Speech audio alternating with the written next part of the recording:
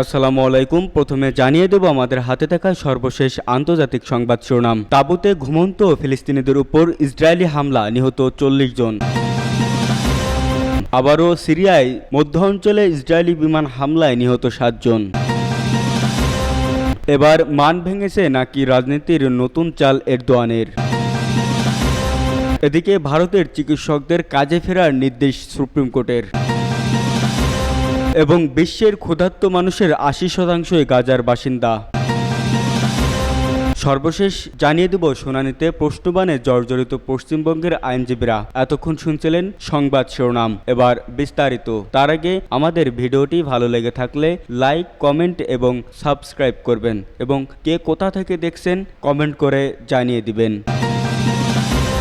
তাঁবুতে ঘুমন্ত ফিলিস্তিনিদের উপর ইসরায়েলি হামলা, নিহত 40 জন। গাজা উপত্যকার শরণার্থী শিবিরে তাঁবুতে ঘুমন্ত ফিলিস্তিনিদের উপর ক্ষেপণাস্ত্র হামলা চালিয়েছে ইসরায়েলি বাহিনী। হামলায় কমপক্ষে 40 জন নিহত হয়েছেন এবং আহত 60 জন। ফিলিস্তিনি সংবাদ মাধ্যমগুলোর বতা সংস্থা রয়টার্স হতাহতের এই তথ্য দিয়েছে। গতকাল সোমবার রাতে গাজার দক্ষিণাঞ্চল খান ইউনিসের নিরাপদ ঘোষিত আল মায়াসি এলাকায় এই হামলা চালানো হয়। এর আগে গাজা বেসামরিক প্রতিরক্ষা বিভাগের বরাত দিয়ে আল জাজিরার প্রতিবেদনে বলা হয়, কমপক্ষে 20টি তাঁবু ইসরায়েলি হামলা শিকার হয়। হামলার সময় এসব তাঁবুতে বস্তুযুদ্ধ ফিলিস্তিনিরা ঘুমিয়েছিলেন। আল মাওয়াসি শরণার্থী শিবিরে প্রবেশপথে যুক্তরাজ্য ভিত্তিক দাতব্য সংস্থা ইউকে মেড পরিচালিত একটি ফিল্ড হাসপাতাল আছে। এই হাসপাতালের কাছেই হামলার ঘটনা ঘটে। গাজার রাফা ও খান ইউনিসে স্থল অভিযান চালানোর সময় আল মাওয়াসিকে নিরাপদ অঞ্চল ঘোষণা করেছিল ইসরায়েলি বাহিনী।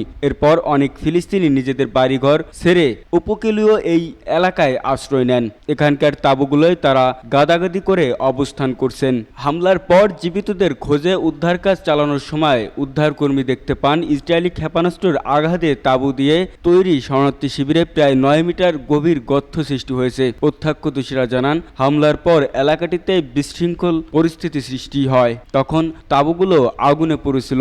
তখন আকাশে চক্কর দিচ্ছিল ইসরায়েলি গোয়েন্দা উড়োজাহাজগুলো। সিরিয়ার মধ্য অঞ্চলে ইসরায়েলি বিমান হামলায় নিহত 7 জন। সিরিয়ার মধ্য অঞ্চলে ইসরায়েলি বিমান হামলায় অন্তত 7 জন নিহত হয়েছেন। গতকাল রোববার রাতে হামলার এই ঘটনা ঘটে। নিহত ব্যক্তিদের মধ্যে 3 জন বেসামরিক নাগরিক। যুক্তরাজ্য ভিত্তিক পর্যবেক্ষণ সংস্থা Syrian observatory for human rights এই তথ্য জানিয়েছে। 2011 সালে সিরিয়ায় গৃহযুদ্ধ শুরু হয়। এই যুদ্ধ শুরুর পর থেকে এ পর্যন্ত সিরিয়ায় কয়েকশো হামলা চালিয়েছে ইসরায়েল। তারা বিশেষ করে ইরান সমর্থিত সশস্ত্র গোষ্ঠীগুলোকে লক্ষ্য করে এসব হামলা চালায়। Syrian observatory for human rights বলছে, গতকাল হামলা হয়েছে সিরিয়ার মাসিয়াফ অঞ্চলে। ইসরায়েলের এই হামলায় নিহত মানুষের সংখ্যা 7 জন। এর মধ্যে একজন পুরুষ ও তার সন্তান সহ 3 জন বেসামরিক নাগরিক। তারা একটি গাড়িতে ছিলেন। এছাড়া হামলায় 4 সেনা নিহত হয়েছেন। তাদের নাম পরিচয় জানা যায়নি। পর্যবেক্ষণ সংস্থাটি জানায়, হামলায় অন্তত 15 জন আহত হয়েছেন।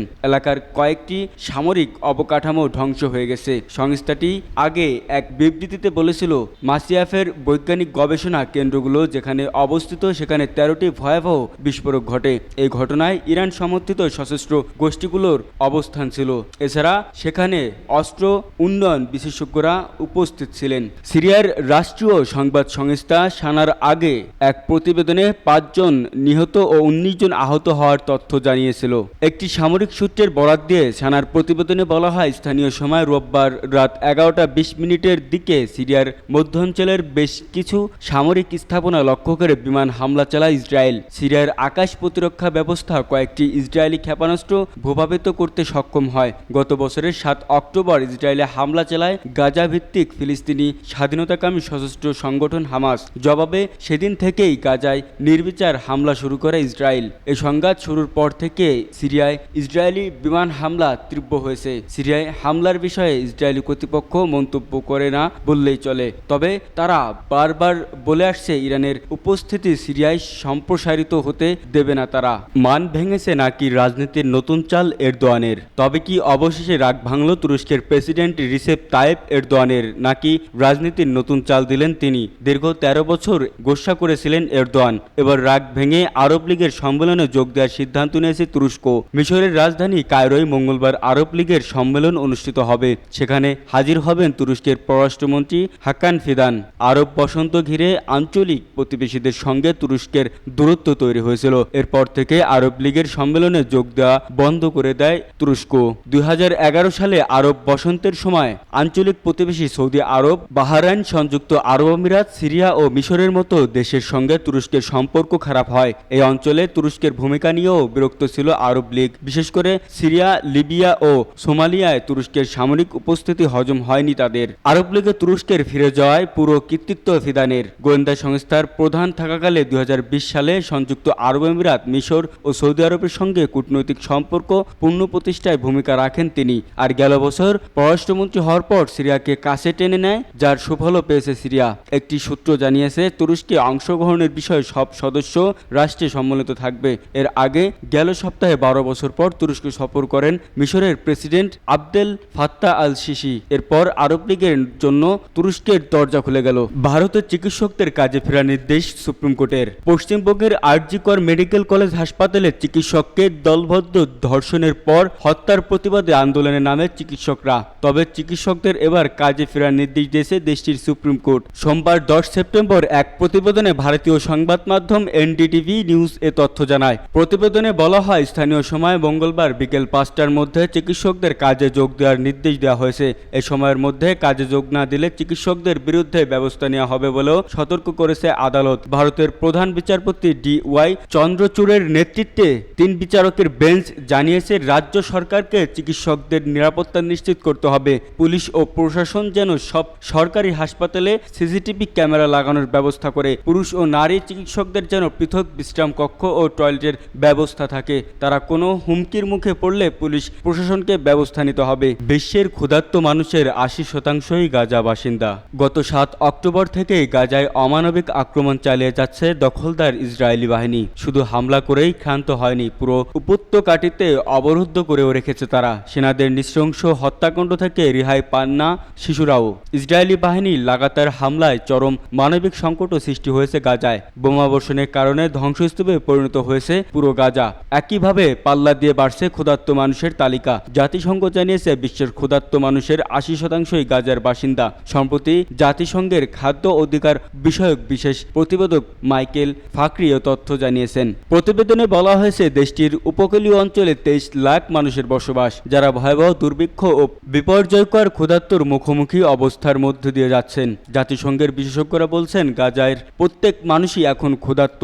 তাদের মধ্যে 4 ভাগের 1 ভাগ মানুষ অনাহারে রয়েছেন। ফাকরি বলেছেন, যুদ্ধের ইতিহাসে এরকম দ্রুতগতিতে কোনো জাতি দুর্ভিক্ষ ও ক্ষুধাপীড়িত হওয়ার রেকর্ড নেই। এ অঞ্চলে 23 লাখ ফিলিস্তিনি দুর্ভিক্ষপীড়িত হওয়ার ঘটনা নজিরবিহীন বলে মন্তব্য করেছেন তিনি। 76 বছর আগে অবৈধ ইসরায়েল প্রতিষ্ঠার থেকে ফিলিস্তিন জনগণের বিরুদ্ধে ইচ্ছাকৃতভাবে দুর্ভিক্ষ চাপিয়ে দেওয়া হয়েছে। ওই সময় থেকেই ফিলিস্তিনি জনগণকে বস্তুচ্যুত করার ইতিহাস শুরু হয়। তারপর থেকে ইসরায়েল ফিলিস্তিন জনগণকে ক্ষুধার্ত রাখার নীতির দিকে ঝুঁকে বলেছে জাতিসংঘের এই প্রতিবেদক উল্লেখ করেছেন।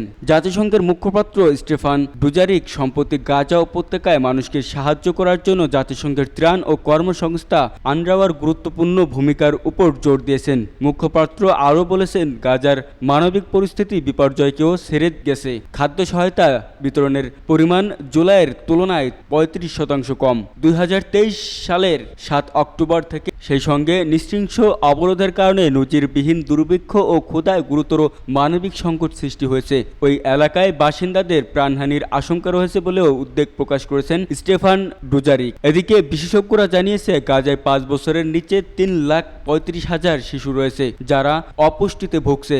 উপত্যকাটি জুড়ে ক্ষুধার্তের সংখ্যা বেড়ে চলেছে। এতে পুরো একটি জেনারেশন অপুষ্টির ঝুঁকিতে পড়তে যাচ্ছে বলে আশঙ্কা করছেন বিশ্লেষকরা। তবে শুধু গাজা নয়, ফিলিস্তিনিদের অধিকৃত পশ্চিম তীরেও হামলা ও দখলদারিত্ব অব্যাহত রেখেছেন ইসরায়েল। পশ্চিম তীরে হামলার ঘটনায় পশ্চিমারা নিন্দা জানালেও অস্ত্র ও গোলাবারুদ সরবরাহ অব্যাহত রেখেছে দেশগুলো। ভারতে ধর্ষণের পর হত্যা শুনানিতে প্রশ্নবাণে জর্জরিত পশ্চিমবঙ্গের আইনজীবী। ভারতের পশ্চিমবঙ্গ রাজ্যের আরজি কর হাসপাতালে শিক্ষানবিশ চিকিৎসককে ধর্ষণ ও হত্যা মামলায় সোমবার 3য় দিনের মতো শুনানি হয় দেশটির সুপ্রিম কোর্টে।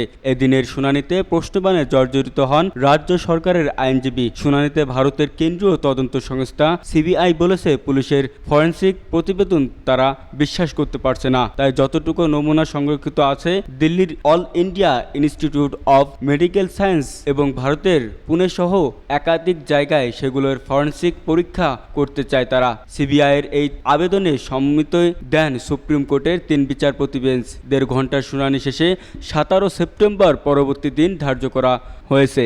সোমবার শুনানির শুরুতে বিচারপতি এবং সিবিআই কর্মকর্তাদের নানা প্রশ্নের মুখে পড়েন রাজ্য সরকারের আইনজীবী কপিল সিব্বল। সিবিআই প্রশ্ন তোলে 9 আগস্ট সকাল 9টায় লাশ দেখতে পাওয়া যায়। ফরেনসিক রিপোর্ট বলা হয়েছে লাশটি তখন অর্ধনগ্ন অবস্থায় ছিল, শরীরে একাধিক আঘাতের চিহ্ন ছিল। ধর্ষণ ও খুনের অভিযোগের ক্ষেত্রে সন্ধ্যা 6টার পর ময়না তদন্ত করা যায় না। এই ঘটনায় কেন করা হয়েছিল? ডেথ সার্টিফিকেট দেওয়া হয়েছে রাত 1টা 47 মিনিটে, অথচ অস্বাভাবিক মৃত্যু দেখিয়েছে এফআইআর করা হয়েছে বেলা 2টা 55 মিনিটে। এর আগে সকাল থেকে লাশ দেখে পুলিশ কি বুঝতে পারেননি এটা অস্বাভাবিক মৃত্যু?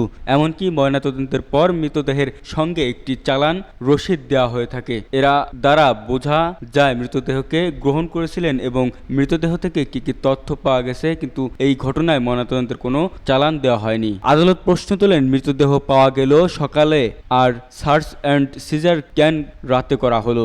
আগে এফআইআর হবে, তারপর সার্চ অ্যান্ড সিজার হবে, কিন্তু এফআইআর এর আগে সার্চ অ্যান্ড সিজার কিভাবে হলো? মৃতদেহের নমুনাকে সংগ্রহ করেছিলেন। সিবিআইয়ের পক্ষ থেকে প্রশ্ন তোলা হয়, এফআইআর না হওয়া পর্যন্ত লাশ ময়নাতদন্তে পাঠানো যায় না, তাহলে এক্ষেত্রে কেন পাঠানো হলো? ধর্ষণ এবং খুনের ঘটনায় প্রথম 5 ঘন্টা সবচেয়ে গুরুত্বপূর্ণ, কিন্তু সেই সময় অসংখ্য লোক ঘটনাস্থলে ঢুকে পড়ে, এতে পুলিশ বাধা দেয়নি কেন? সিবিআই আরও বলেছে এ ধরনের ঘটনায় রক্তসহ একাধিক সংরক্ষিত রাখা হয়েছিল, কিন্তু সেসব নমুনা সংরক্ষণ হয়নি কেন? সব ঘটনার কে ভিডিও করেছিল তার কোনো তথ্য পুলিশের খাতায় উল্লেখ নেই।